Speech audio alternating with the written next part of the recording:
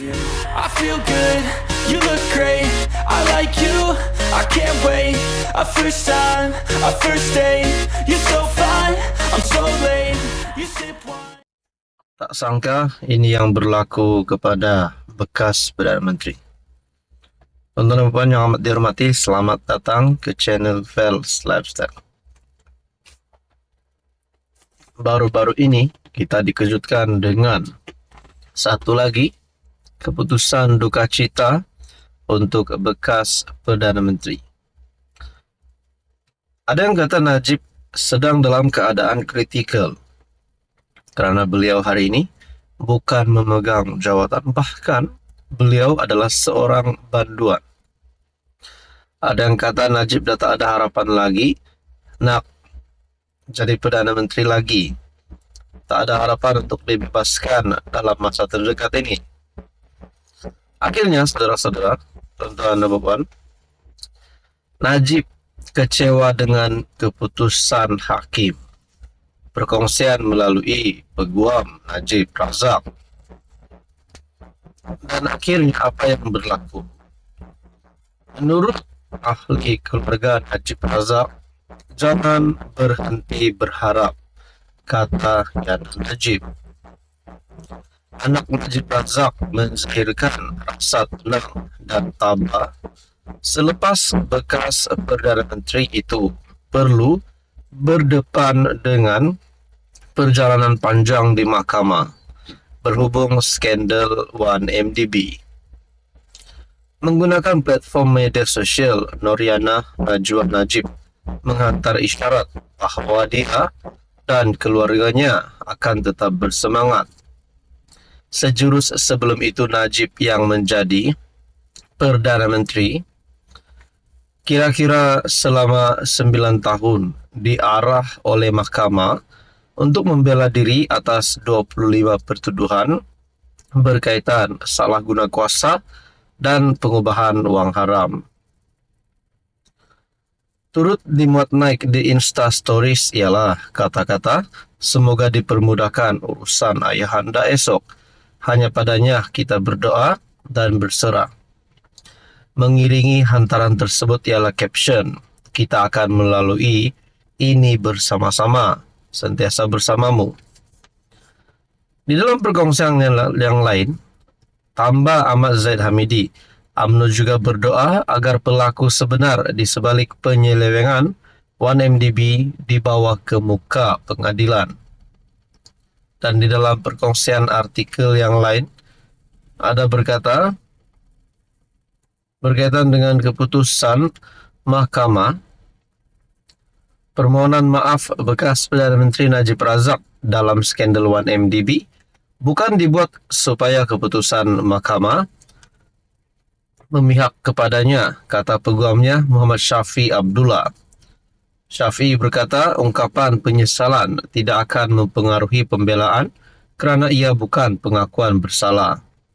Terdahulu, Mahkamah Tinggi Kuala Lumpur mengarahkan Najib membela diri terhadap 4 pertuduhan salah guna kuasa dan 21 pertuduhan pengubahan wang haram melibatkan dana sebanyak RM2.27 bilion.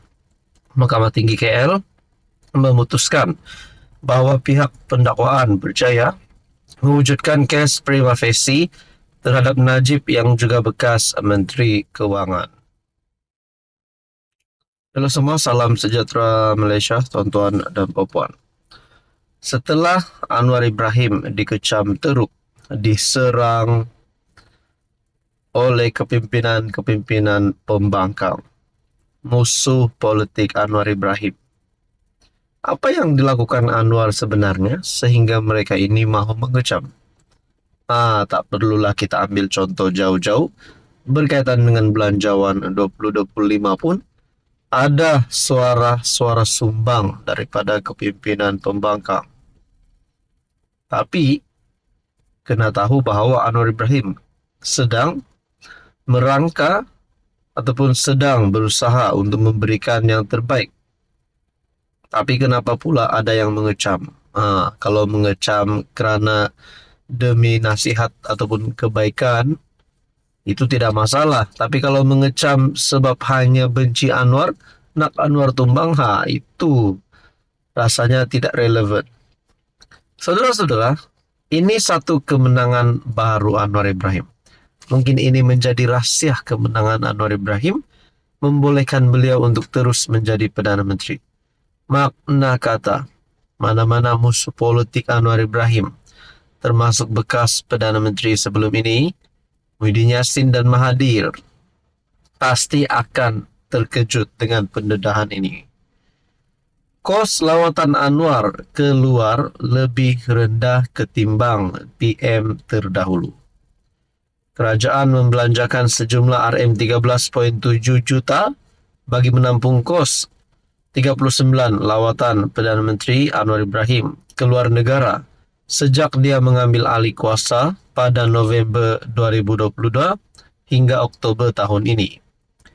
Hasil daripada perjalanan tersebut, Menteri Wilayah Persekutuan Dr. Zaliha Mustafa berkata, Anwar memperolehi RM353.6 bilion potensi pelaburan pada 2023 dan RM82.6 bilion sejak Januari lalu. Dalam jawaban bertulis Parlimen, Zaliha berkata, kos perjalanan pegawai kementerian masing-masing, manakala anggota keselamatan di bawah PDRM dan Angkatan Tentera Malaysia. Katanya lawatan Anwar meliputi 22 negara. Secara purata, tambah Zaliha, setiap perjalanan Anwar, negara membelanjakan RM351.000 dan ia lebih rendah daripada apa yang diketahui mengenai kos perbelanjaan lawatan rasmi oleh 4 Perdana Menteri terdahulu. Tiada data diisytiharkan kepada umum berkait nilai yang dibelanjakan bagi menampung kos lawatan rasmi Ismail Sabri dan Muhyiddin Yassin semasa mereka menjadi PM. Pentadbiran Ismail Sabri terutamanya tidak mengendahkan pertanyaan Parlimen mengenai berapa banyak uang yang dibelanjakan untuk lawatan Perdana Menteri ke Jepun. Tetapi ketika pentadbiran kali kedua Dr. Mahathir, kerajaan membelanjakan 14.3 juta untuk 22 lawatan Perdana Menteri dari Mei 2018 hingga Julai 2019. Cuma nak tanyalah, adakah berkaitan dengan ini?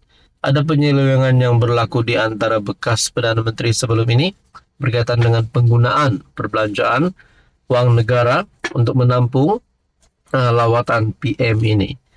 Itu menjadi persoalan lah. Kalau tiada penyelewengan maknanya okey lah. Dan sebab kita tahu Anwar Ibrahim yang memang membencikan rasuah dan dalam masa yang sama beliau adalah PM yang paling sedikit menggunakan wang untuk perbelanjaan di luar negara, lawatan sebagai Perdana Menteri. Saudara-saudara, apa komen Anda?